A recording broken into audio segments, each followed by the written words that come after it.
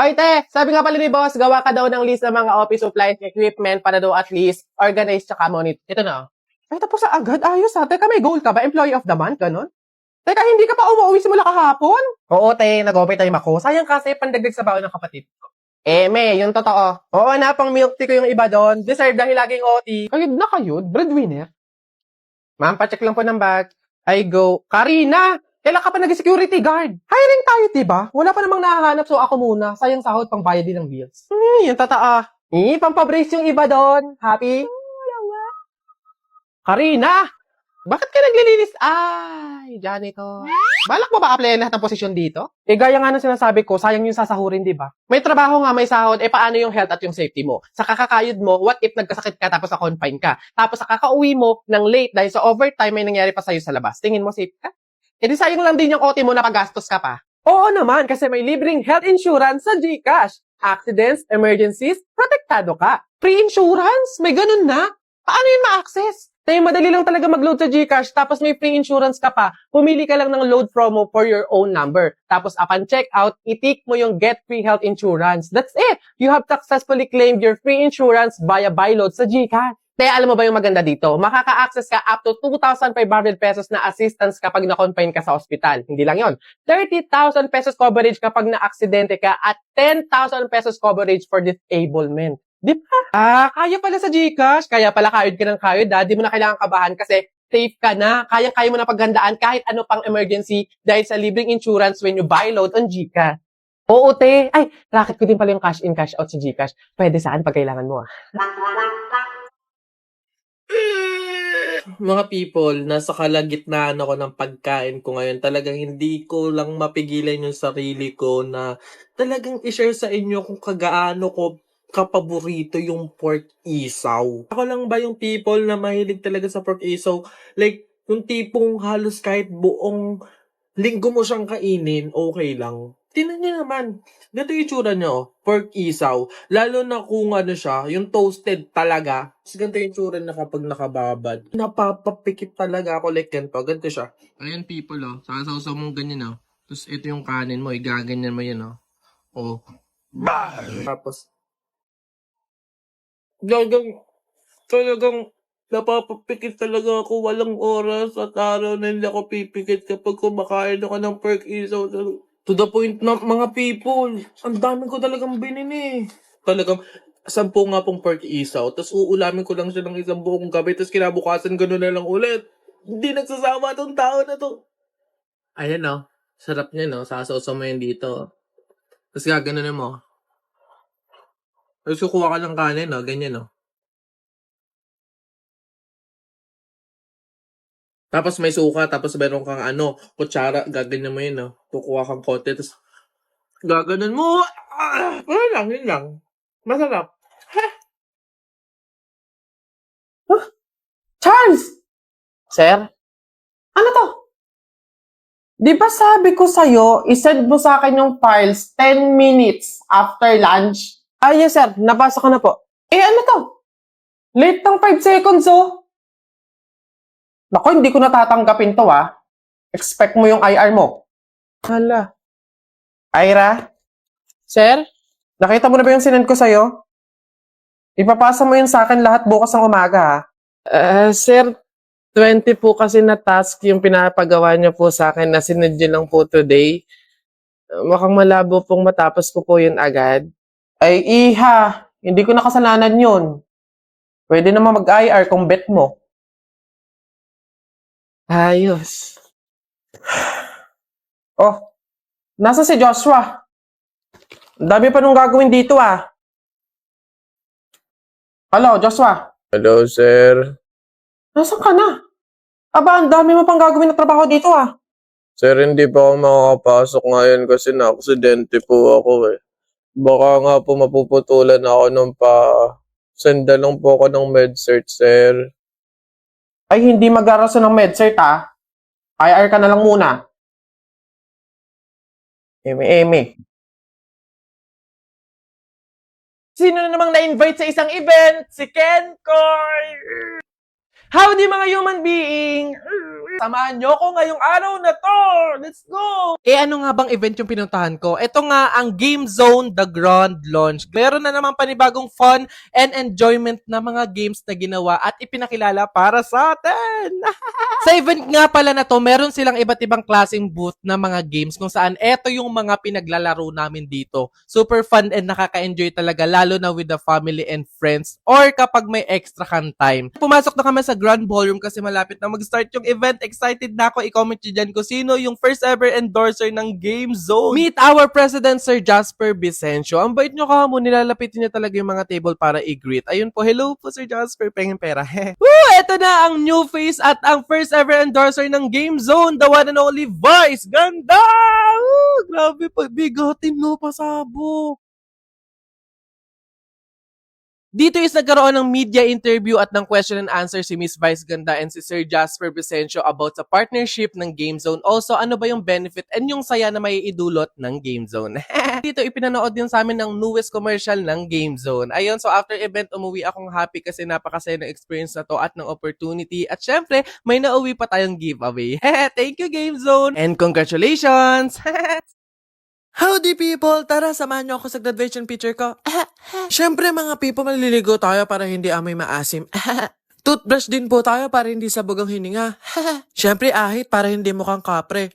Konting ayos din para hindi mukhang mabaho. Nag-lip balm lang ako, tapos naligo ko ng hairspray, tapos nag-ayos ng kilay, then okay na. At ayan mga people, dahil buo na ako, maglalaro na ako ng pugi-pugian. Aminin nyo, may pagkaitsura talaga. Outfit check! Ayan yung inspirasyon natin sa outfit na yan, mga people, is taga-benta ng lupa. On the way, lagi ako mga people napapadaan dito sa airport at ang naabutan kong aircraft is from Emirates. Pangarap ng mga FA. Nakalimutan ko sabihin mga people, sa Tagaytay nga pala yung grad peak. Imagine Manila to Tagaytay. Sorry na hindi pa ako tapos mag-OJT dito eh. Ayan, so dito ako sasakay sa PTEX Pabas Patagaytay. Super gutom na, kaya bumili muna ng food. Oh, eto mga people, sure na talagang on my way kasi nasa bus na ako Patagaytay. After 2 hours mga people, nakarating na din tayo dito sa Olivares, Tagaytay. Tapos, visit, wala pala ako dalang white t-shirt. Kailangan namin magdala nun for barong. Kaya bumili muna ako sa isa sa mga market dito. Then nag-jeep na ako papunta mismo sa school. Finally here, meet my barkada. Ayan mga people, dito nga pala ako nag-aaral simula first year college hanggang makatapos ako ngayon. Hulaan nyo na lang kung ano. Siyempre, start na agad. Ayan yung mga sample nila. Ayan, nag-start na din yung pila for payment and ano yung package. Tapos nakalimutan ko magputo lang kuko. Ang haba niya, ang baho tignan. Dito nagaganap ang fitting, picture at makeup. At ako eto, matyaga naghihintay, mapicturean lang kahit hindi naman sure kung gagraduate. Oh, ayan, sure na. Ako na yung mini-make-upan. Pogi mo talaga. Ayan na nga mga people at sinusuotan na po tayo ng toga. Opo, fit na fit siya. Opo. Mga people, ayan na nga. Opo, ako na nga po ang sumasalang dyan. Opo, smile ka lang dyan, ngiti ka lang dyan. Rar, rar. After toga, malamang barong naman kahit mukha kong pat... ayan na mga people, meron na talaga. Sinad na sa amin yung soft copy at namimili na lang kami kung ano talaga dyan ang i-frame. After ng barkada magpag-grad pick, ayan, on the way na kami sa iba pang studio kung saan magkakaroon kami ng creative shot or barkada shot. Yung team namin is kunwari daw anak ng mafia. After din, ayun, nag-uwi na kanya-kanya. Ayun lang mga people, thank you for watching and see you sa graduation. Hey people, samahan nyo ako sa aking tour sa Pampanga kasama ang iba pang tourism student. Abay malamang, gabi pa lang nagre-ready na ako. Hindi naiwan ako bukas kung wala akong dala. Parang hindi ka naman Dito nga pala sa bahay natulog yung iba kong mga kaklase kasi bakit? Ayan, by 2 a.m. nag-ayos na kami kasi 3 a.m. yung call time. Malamang, bilisan nyo. Sayang bayad nyo, 9,000 yun. Nung feeling ko, pogi na ako, ayan, alis na agad. Diba? Ganun lang kadali. Pag pogi, alis. Pagdating namin sa school kung saan yung pick up, ando na agad yung mga bus. Wow, hindi kami naghintay. Galing. On the way sa Pampanga. Ayan, B. Slip-slip sila dyan. Mga wala ba naman tulog? Mga excited. Flex ko lang yung AirPods kung ilang oras kong hinahanap. After ilang oras ay nag-stop over muna kami sa dito sa hindi ko alam. Bobo ko sa way. After namin magsitae, ayun, tuloy na ang biyahe kung saan pupunta na kami sa aming first destination. Dito kami kakain ng breakfast. Dito sa Happy... Ano ba ang gulo to? Happy Holidays? Holiday Lands? Parang bobo. Ayun, eat lang kami dito ng pang umagahan para may energy sa buong maghapon. Ay, after namin kumain, pumunta na kami sa aming second destination dito sa Museo ng Angeles. Ayan, so andito yung mga history. Ayun, mga pictures. Ako, bobo ko dito sa history. Ayun, andito yung mga cooking methods, mga Kapampangan cuisine, yung mga indigenous materials like abaca, pinya, mga pangluto, clothing, ganun. Dito din talaga ako namangha mga people kasi meron din pala talagang iba't ibang styles and designs ng mga ano yun, parol. Para hindi nung mga dream catcher, ayun, wala lang, ang ganda pang display. Crispin, Bashiro, nasa how? Wow, look mga people, oh, may fish. Fish? Ano ba yan? Ayan, third destination dito na sa Pamintuan Mansion. Alam nyo kung bakit tinaguri ang Pamintuan kasi madaming pinto. Walay. So ayun, ganun lang din. Andito yung mga social life ng mga Filipino like yung trade, music, clothing, culinary arts, mga ganon. Ginamit tong mansion na to ng mga katipunan during Philippine-American War. Uy, wala to. Hindi, ba't ko sasabihin sa inyo lahat-lahat, di naman kayo nagbayad? Ay.